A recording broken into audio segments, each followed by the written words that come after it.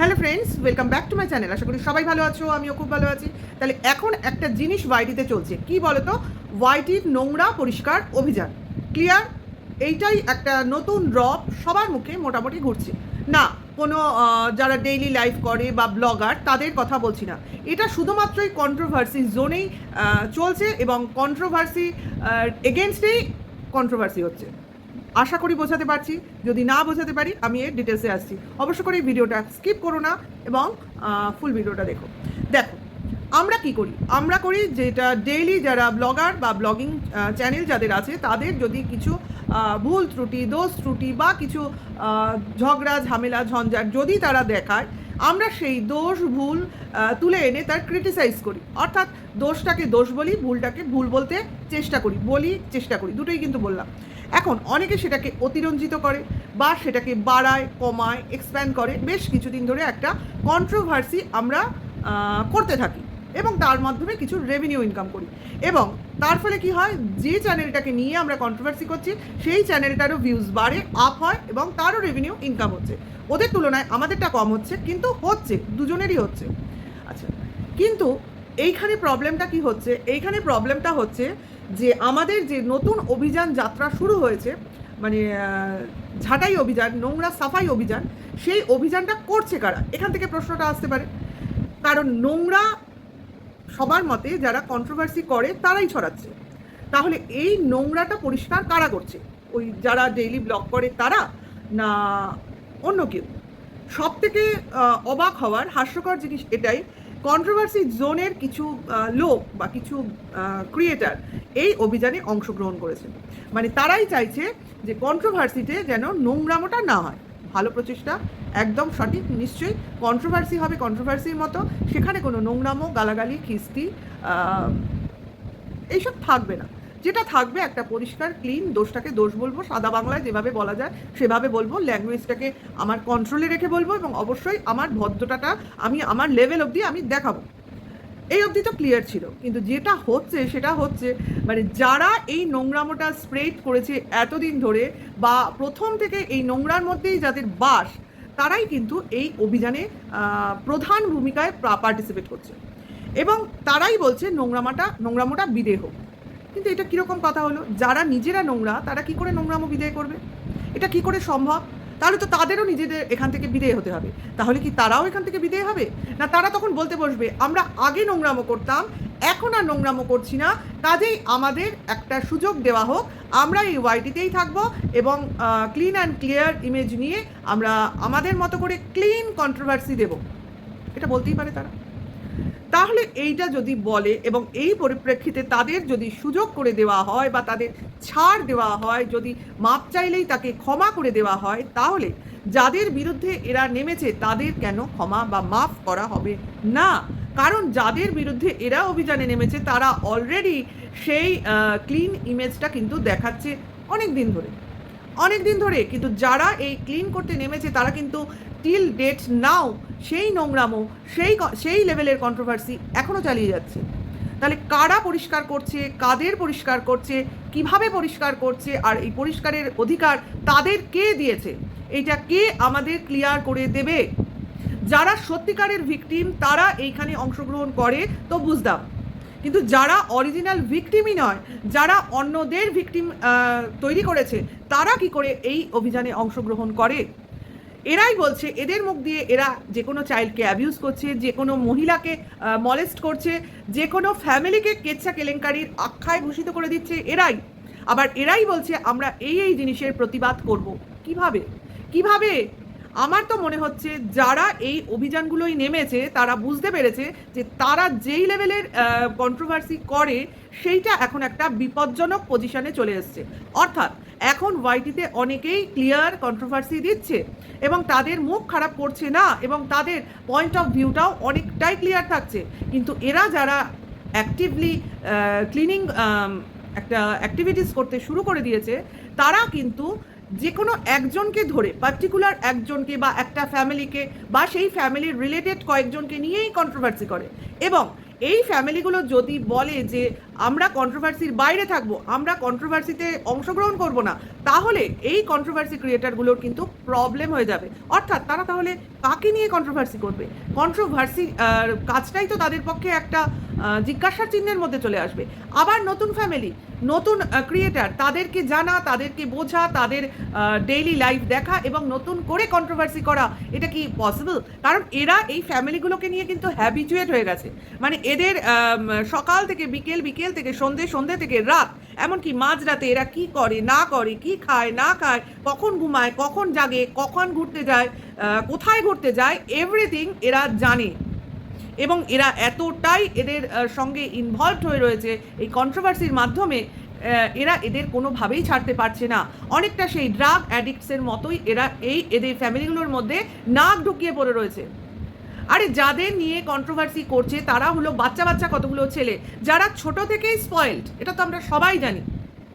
এরা ইউটিউবকে, আগে টিকটক ছিল, নেক্সট টিকটক বন্ধ হয়ে গেছে, ইউটিউবে এসছে, ইউটিউবের শর্টসের সঙ্গে যুক্ত হয়েছে, তারপর স্টোরি দিচ্ছে, ডেইলি লাইফ দিচ্ছে। এইভাবেই এরা সেই 16 বছর থেকে আজকে 22 বছর বয়স হয়ে গেল, 6 বছর ধরে এইভাবেই এরা ইউটিউবের সঙ্গে জড়িয়ে রয়েছে, মানে সোশ্যাল মিডিয়ার সঙ্গে জড়িয়ে রয়েছে। এক সময় সোশ্যাল মিডিয়াকে এরা গুলে খেয়েছে, আজকে এদের আর সোশ্যাল মিডিয়াকে গুলে খেতে হয় না, সোশ্যাল মিডিয়া এদেরকে গুলে খায়। কারণ এরা এখন যদি কন্ট্রোভার্সি নাও চায়, ডেইলি লাইফ নাও দেখায়, কোনো রকম বিতর্কিত মন্তব্য নাও করে, বা ডে টু ডে লাইফ পিসফুলিও দেখায়, কন্ট্রোভার্সি এদের ছাড়বে না। কারণ কন্ট্রোভার্সি ছাড়া যারা এদের নিয়ে কন্ট্রোভার্সি করে তারা এদের ছাড়বে না, কারণ এরা হ্যাবিচুয়েটেড হয়ে গেছে এই ফ্যামিলিগুলোর প্রতি। তাহলে আপনারা বলবেন যে কেন এইভাবে রিমিকে ওই ফ্যামিলিতে ঢোকানো হলো? এটাও কন্ট্রোভার্সি করার জন্যই ঢোকানো হলো, কারণ 1 বছর 11 মাস ধরে যে কন্ট্রোভার্সিগুলো হচ্ছিল সেটা ক্রমশ থিতিয়ে এসেছিল, লোক আর নিচ্ছিল না, একই কন্ট্রোভার্সি ভিউজটা একটা জায়গায় স্যাচুরেটেড হয়ে গেছিল। এটাকে তো বাড়াতে হবে, এটাকে তো আবার একটা উত্তেজক পরিস্থিতিতে নিয়ে আসতে হবে। তার জন্য ডিভোর্সটা হতে দেওয়া হলো না, ভালো হলো। আমি বললাম ওই যে এদের যাই মাথায় থাকুক, মগজে থাকুক, ওই যে একটা ডিসিশন, ওই যে একটা স্টেপ নিয়েছিল, সেটা মানে এতগুলো জিনিসের মধ্যে একটা ভালো কাজ করেছিল না। দুটো ছেলে মেয়ে যখন একসাথে থাকতে চাইছে, তাদের যেভাবেই হোক ঢুকিয়ে দিয়েছে। যদিও জোর করে কোনো সম্পর্ক টেকানো যায় না, সম্ভব নয়। ভবিষ্যতে এটার কি ফল আসবে না আসবে সেটা আমরা দেখার জন্য অবশ্য করেই বসে থাকবো, কিন্তু ততক্ষণ অবধি যদি এরা ভালো থাকতে চায় তাহলে এদের কেন ছেড়ে দেওয়া হবে না? ছেলে মেয়ে দুটোকে যদি এখন শুধরাবো বলে ভাবে, এরা কি শুধরাবে? এরা কিন্তু শুধরাবে না। এদের ভয় দেখাও, এদের শাসন করো, এরা শুধরাবে না। যেই বয়সটায় শুধরানোর কথা ছিল সেই বয়সটায় যদি কন্ট্রোল করা হতো, আজকে অবস্থাটা আলাদা হতো। এরা কখন শুধরাবে? যখন এদের বয়সটা আরও বাড়বে, এরা ম্যাচিওর্ড হবে, এদের ফ্যামিলি গ্রো করবে, অ্যাকচুয়ালি এরাও ফ্যামিলি বাড়াবে। তখন যদি বা এদের কিছু চেঞ্জ হয়, সেই সময়টুকু তো এদের দিতে হবে। এরা যে এত বাচাল, এরা যে এত যা নয় তাই বলে, এটা তো এরা ছোট থেকেই বলছে। আজকে নতুন শুনে সবাই অবাক হচ্ছে কেন? এই যে রিমির কথাই বলছি, আমি নাম ধরেই বলছি, কারণ ও অত্যন্ত ছোট একটা বাচ্চা মেয়ে। বলছি, আজকে ও ওর মাকেও খারাপ বলে, ওর বাবাকেও খারাপ বলে, এমনকি ওর বন্ধু বান্ধব, ভাই, সবাইকে খারাপ বলে। মানে যখন ভালোকে ভালো বলে, খারাপকে খারাপ বলে।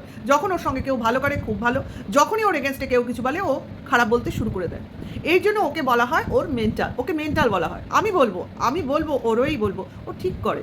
ওর সত্যিটা সত্যি লোকের মুখে বলে দেওয়ার সাহস আছে। ও যেটা করে সেটা ওর মন থেকে করে, অ্যাকচুয়ালি ও মন থেকে করে। যখন যাকে খারাপ লাগে মুখে বলে দেয়, প্রকাশ করে, মনের ভাবটা প্রকাশ করে। এটাও বলা ঠিক নয়, কারণ আমরা সত্যিটাকে সত্যি বলতে পারি না, আর মিথ্যাটাকেও মিথ্যা বলতে পারি না, কারণ আমরা সব জিনিসেই রং চড়াই। সেই পরিস্থিতিতে কোনো লোক বা কোনো মহিলা যদি, বা মেয়ে বা ছেলে যদি সত্যিটাকে সত্যি বলে, বা মিথ্যাটাকে মিথ্যা বলে, বা মুখের উপর তার মনের যে অবস্থাটা সেটা ব্যক্ত করে দেয়, তাহলে তো তাকে পাগল বলবেই। কারণ এগুলো তো হয় না, এগুলো তো সাধারণ লোক বলে না, সেই জন্যই এটা নিতে পারে না।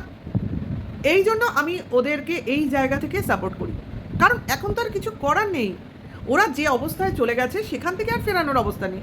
কিন্তু একটা জিনিস আমরা করতে পারি, ওই অবস্থায় ওদের শান্তিপূর্ণভাবে ছেড়ে দিতে পারি, যে ওরা ওদের মতো থাকুক, ওরা ডেইলি লাইফ যা খুশি দেখাক, আমরা ওদের নিয়ে দেখবও না, আমরা ওদের নিয়ে কন্ট্রোভার্সি করবও না।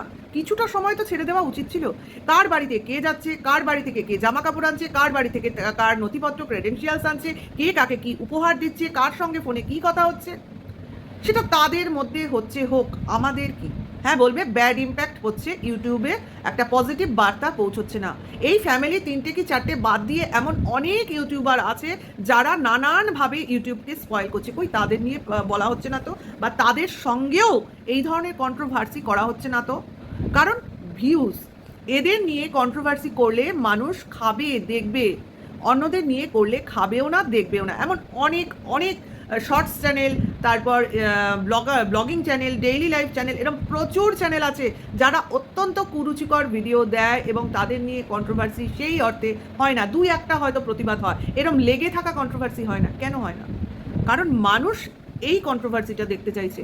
এইগুলো তো বিচার্য বিষয় নাকি শুধু জিডি, পিআইএল, হাইকোর্ট, লেক থানা, এইগুলো দেখার বিষয়? থানা, পুলিশ, উকিল, কোর্ট, এইগুলো ভয় দেখিয়ে মানুষকে কি দমানো যায়? একদিন ভয় পাবে মানুষ, 2 দিন ভয় পাবে, 1 বছরই না হয় ধরে নিলাম ভয় পাবে, কিন্তু ভয়েরও তো শেষ আছে। তখন কি হবে? তখন কি হবে? এইভাবে হয় না। মানুষের মেন্টালিটি ঠিক করতে হবে। যারা কন্ট্রোভার্সি করছে কুরুচিপূর্ণ, তাদেরকে থামাতে হবে, নাকি তাদের দিয়ে ক্লিনিং করতে নেমেছে? তারাই যদি কন্ট্রোভার্সি না করে, এইসব চ্যানেল তো এমনিই চলবে না, এমনিই চলবে না, এই চ্যানেলগুলো এমনিই বসে যাবে। দরকার নেই কন্ট্রোভার্সি করার, কিন্তু এই কন্ট্রোভার্সি ক্রিয়েটারগুলো ছাড়বে না। কেন ছাড়বে না?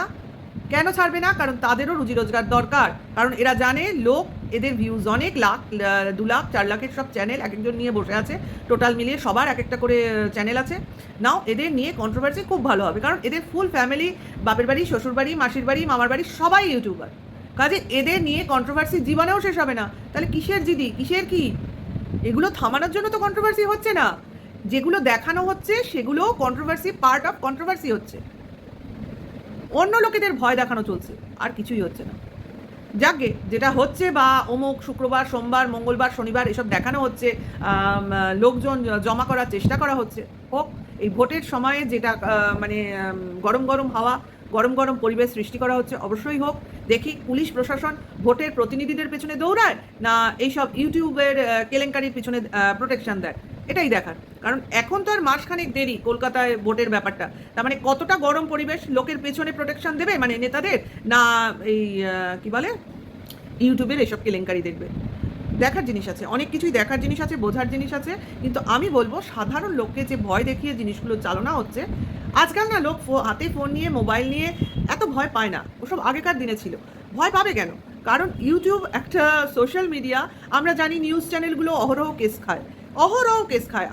তোমরা দেখে থাকবে, বিভিন্ন চ্যানেল আছে, বং চ্যানেল, তারপর হেপিপি আনন্দের কথা তো ছেড়েই দিলাম, এরকম অনেক অনেক চ্যানেল আছে। আমি এই মুহূর্তে নাম, সান টিভি, যাই হোক, এইসব অনেক চ্যানেল আছে যেগুলো নিউজ দেখাতে গিয়ে, ক্লিপ দেখাতে গিয়ে, বা তাদের বক্তব্য পেশ করতে গিয়ে বহু কেস কামারি খায়। তো তার জন্য চ্যানেলগুলো বন্ধ হয়ে যাচ্ছে না। কেন?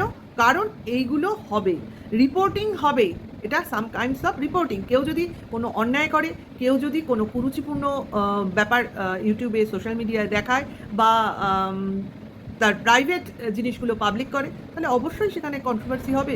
এগুলো বন্ধ হওয়ার কোনো কারণ নেই। শুধু হবে সেটা হচ্ছে নোংরা গালিগালোজ, খিস্তি, গালাগালি, প্রাইভেট অ্যাটাক, পার্সোনাল অ্যাটাক, এইগুলো। কিন্তু যারা এগুলো পরিষ্কার করতে নেমেছে, আগে তাদের ক্লিন করে ইউটিউব থেকে ঝেঁটিয়ে দেওয়া দরকার, অ্যাকচুয়ালি তাদের ঝাঁটানো দরকার।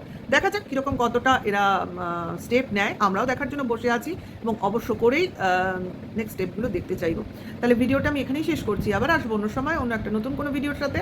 ভালো লাগলে ভিডিওটা লাইক, কমেন্ট, শেয়ার করে দিও, আমার সঙ্গে থেকো, আমার পাশে থেকো, নেক্সট ভিডিওর ওয়েট করো। Tata, by.